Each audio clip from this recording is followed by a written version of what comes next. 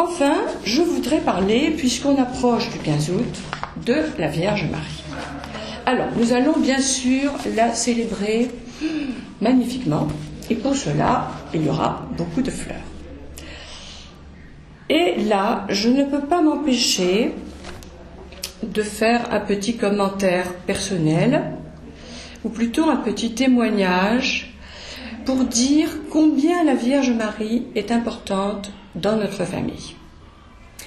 Très importante, et nous lui devons une reconnaissance éternelle, parce que elle a sauvé en fait la vie de mon mari, non pas une fois, mais sur une période de 6 mois, à plusieurs reprises, puisqu'il faisait de très graves complications post-opératoires, et qu'à de multiples reprises, il a frôlé la mort.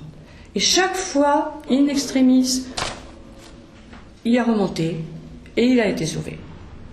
Et là, pourquoi ? Parce que la Vierge Marie était présente, quotidiennement, à chaque heure, à chaque instant, parce que mes filles et moi, nous allions la prier à Notre-Dame de la Garde, puisque ça se passait à Marseille.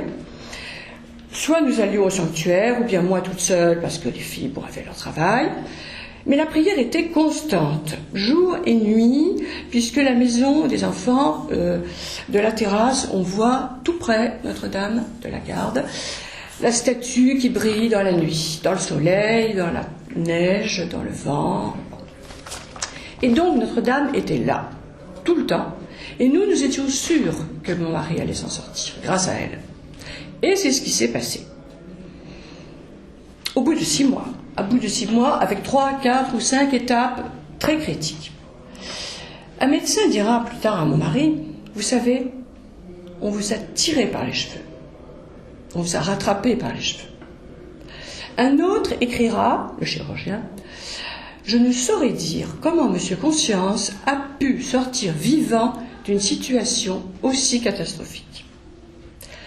Et là, je lui ai répondu au chirurgien, parce que mon mari était encore trop faible pour écrire, il faut que vous sachiez que nous l'avions placé par nos prières sous la protection de Notre-Dame de la Garde. Et donc, Marie couronnée d'étoiles, et la lune sous tes pas, merci. Merci de ce que tu as fait pour nous, de ce que tu fais pour tous tes enfants, tu ne les abandonnes jamais, et tu nous mènes à Jésus par Marie. Merci Marie.